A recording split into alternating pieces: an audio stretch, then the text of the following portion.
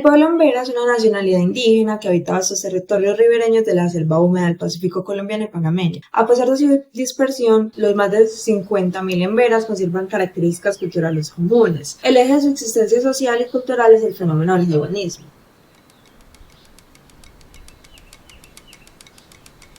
Tradicionalmente, el Jaibaná es el foco de la organización social, política y religiosa. Tiene un papel fundamental en la reproducción de la vida social y de la supervivencia étnica.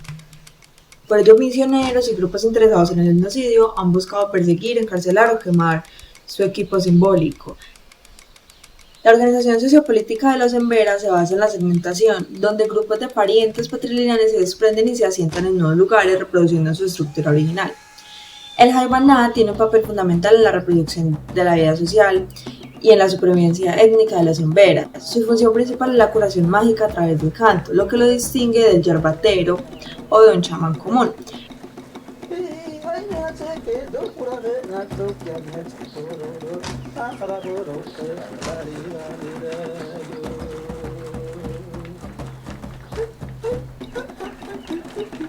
El poder del Jaibaná se basa en su capacidad para actuar en la realidad completa, trascendiendo la vida cotidiana.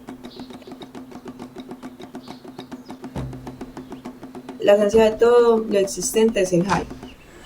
¿El Jai qué es? El Jai es como algo que es invisible. Pues otro no lo va a ver, ¿cierto? Otro no lo ve. Solo uno, digamos yo sí lo veo, porque yo soy el que manejo el Jai. Jai es el espíritu. No, Jaibaná. Y Jaibaná yo son el médico tradicional. Es el médico, ¿cierto?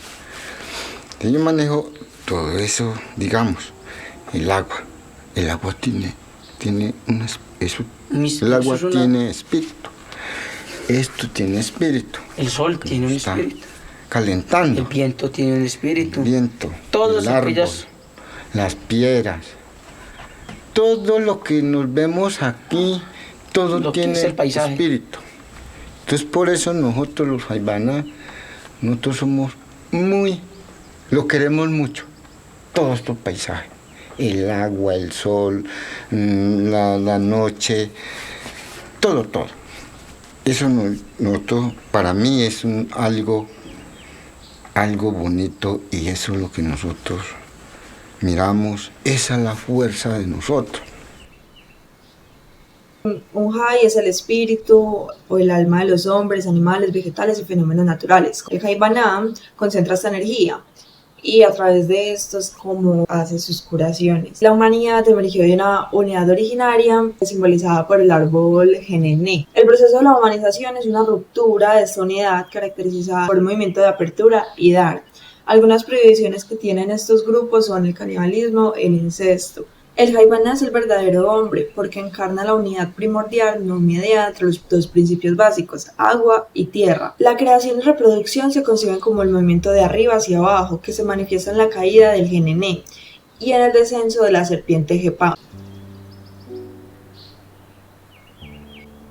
La serpiente Jepá es la dueña del agua y a través de los ríos funciona como la mediadora por excelencia entre lo alto y lo bajo, permitiendo la comunicación y transformación.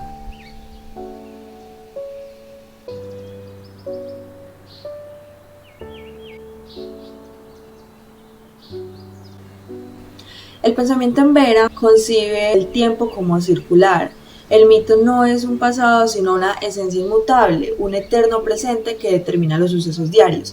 El Jaibaná, a través del sueño, que es un estado donde el Jaibaná se le permite ver y conocer, accede a un nivel causal donde todos los tiempos y los espacios convergen, dándole control al Jaibaná sobre ellos. El Jaibaná o el doctor de indios mantiene el equilibrio entre el mundo causal, el mito, y el mundo vívido, que es la cotidianidad. Su poder reside en su doble carácter. Es hombre de este mundo y lo manifiesta en su canto, que es su forma de hablar y actuar. Y también es un hombre primordial, manifestando en su pintura de jaguar y su dominio de los Jais. La supervivencia de su canto desafiante garantiza la identidad y la existencia de los emberas.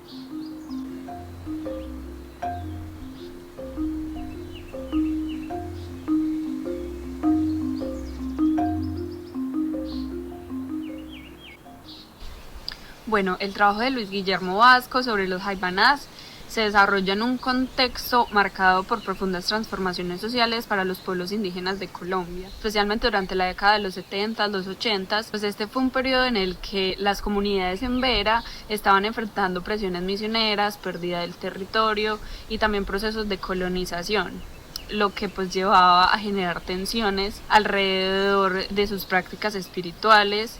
Y pues en este escenario el autor buscó comprender el jaibanismo no desde las categorías y miradas occidentales de la brujería y la superstición, sino pues desde las lógicas internas y desde la cosmovisión del mundo interno de los Embera. El trabajo de grado fue sobre los chamí. En antropología no había prácticas. Nosotros empezamos a pelear porque hubiera por lo menos salidas a campo. Estas son fotos del primer viaje al chamí.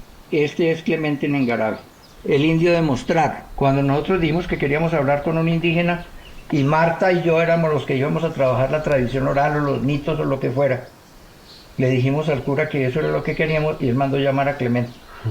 Y nos presentó a Clemente diciendo que era un jaibán arrepentido, que él había entregado sus bastones de jai, había adjurado el jaibanismo en un cursillo que les hicieron para mostrarles que eso era un trabajo con el diablo y que si seguían se iban a condenar. Esa fue la primera vez que yo lo conocí. Después nos hicimos muy amigos y con él se hizo lo fundamental del trabajo que dio origen luego al libro de Jaibaná. Su acercamiento con la comunidad fue gradual y profundamente respetuoso. Vivió con los Embera y participó en sus actividades cotidianas. También acompañó procesos organizativos dentro de la comunidad y colaboró en luchas territoriales que estaban llevando a cabo la comunidad. Hablarles de la organización y hablarles de las recuperaciones de tierras. Pero a ellos no se les pasaba siquiera por la cabeza que era eso. Allá había habido cabildos hasta comienzos del siglo, pero no había ninguna memoria de esa organización. Entonces, a dos, al hijo de Clemente y a otro señor, a Célimo Arce, yo los invité al Cauca. Estuvimos allá como 10 o 12 días. En ese momento, la hacienda estaba en poder de los indígenas, pero todavía había entradas y salidas de la policía y del ejército. Entonces ellos hablaron con los bamianos, vieron que era un resguardo, vieron que era un cabildo, cómo funcionaba, cómo era eso de las recuperaciones. A esas reuniones venía otra gente de la comunidad, se enteraban y entonces ellos llegaban a participar ahí en las reuniones y las discusiones y en las explicaciones que se estaban dando. Más allá que un observador externo, buscó ser un partícipe solidario. Y este vínculo pues permitió que líderes y jaibanás le compartieran conocimiento que normalmente no se le entregan a personas externas o extraños, y lo que hizo fue que se pudo elaborar el libro de los jaibanás, los verdaderos hombres.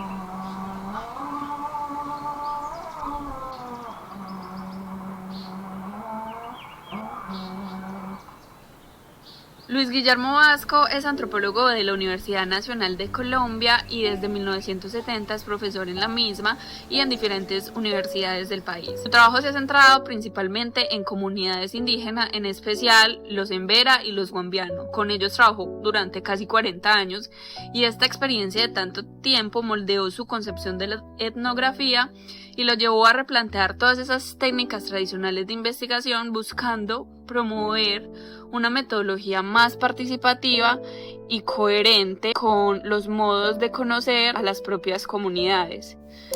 Una de sus motivaciones principales ha sido construir conocimiento de manera conjunta con los pueblos indígenas, pues reconociendo que ellos no son simples informantes del conocimiento, sino que son los productores de esos saberes y de esos sistemas propios de las comunidades. Por eso el autor busca desarrollar una metodología que denominó recoger los conceptos en la vida. Y esta metodología está basada en la observación directa, el acompañamiento cotidiano y el diálogo constante con sabedores, líderes y autoridades tradicionales de las comunidades. Esta metodología implica que las categorías de análisis no van a surgir únicamente del investigador, sino que van a surgir desde la experiencia que se vive en las comunidades. Y para Vasco, comprender el jaibanismo requiere entender cómo los embera conciben el territorio, los espíritus, la salud, la enfermedad y cómo todas estas dimensiones forman parte de un sistema que es coherente y que da sentido a la existencia colectiva de estas comunidades.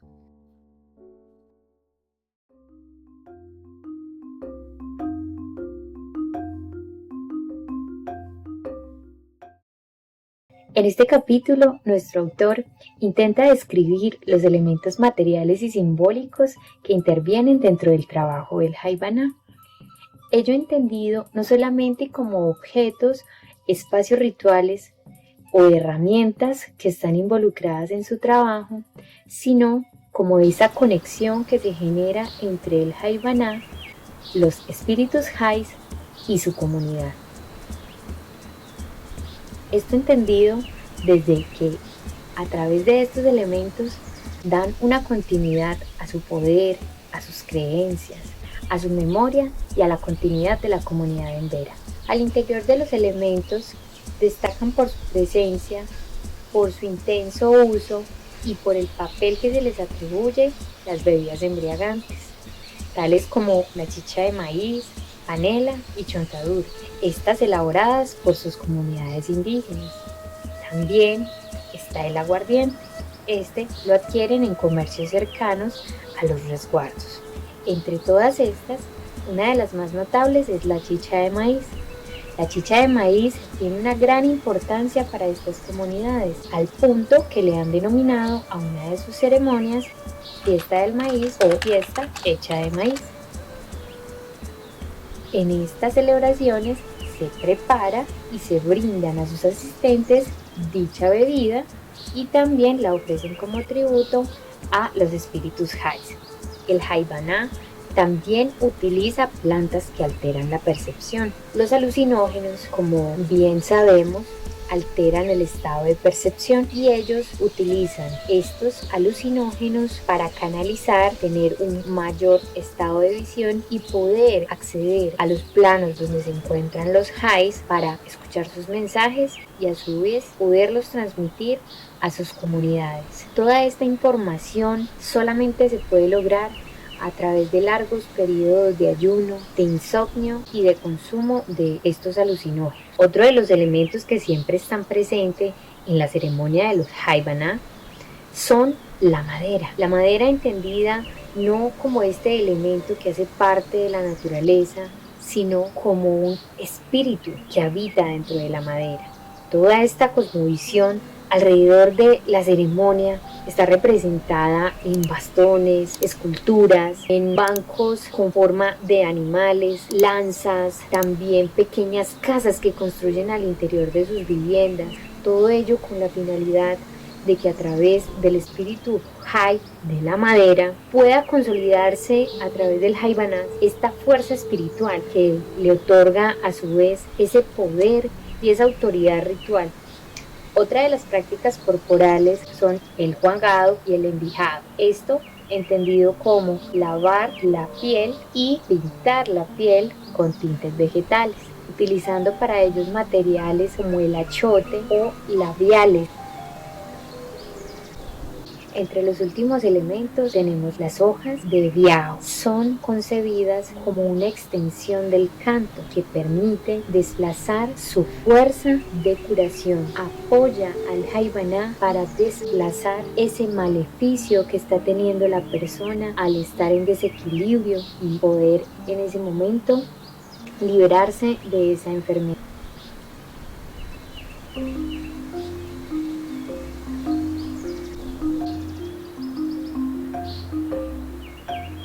Comprender la figura del Jaibaná no solo es entender la manera en la que opera, sino también la manera en la que estas figuras han sido perseguidas, no solo de manera social generalizada, sino también a través de mecanismos institucionales que han estado enfocados en su persecución y eliminación.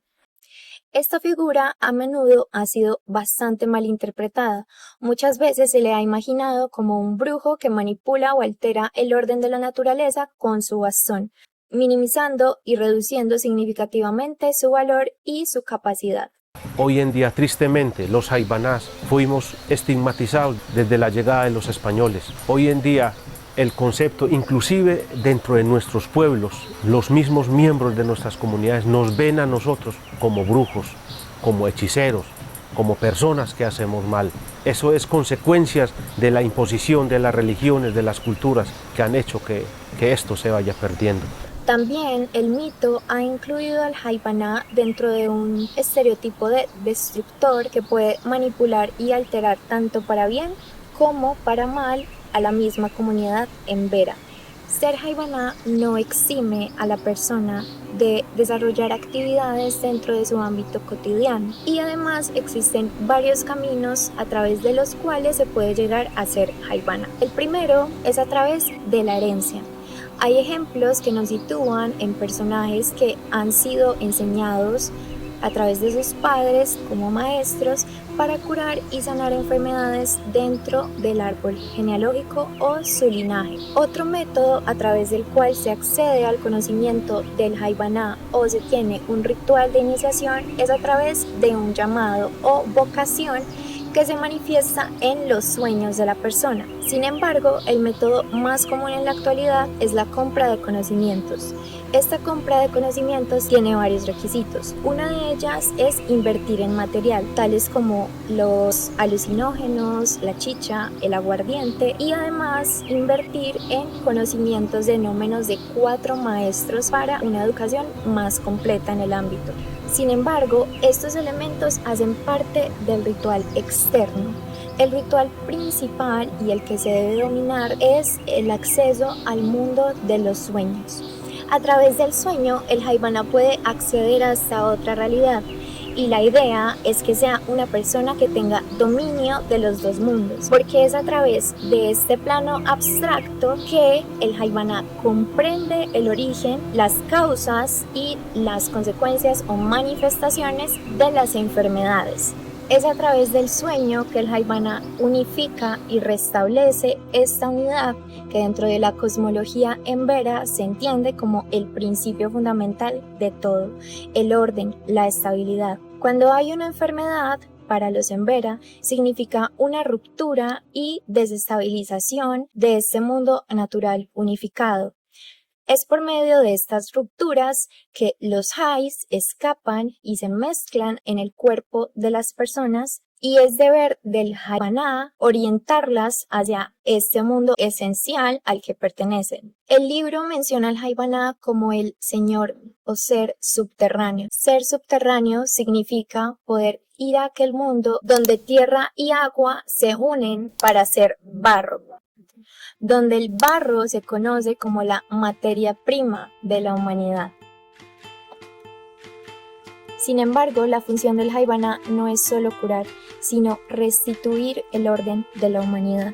Es por eso que el Jaibaná no se entiende como simplemente un ente que puede interceder cuando las causas lo ameriten, sino como el único portador de esta verdad que es inaccesible para otras personas o seres de la comunidad.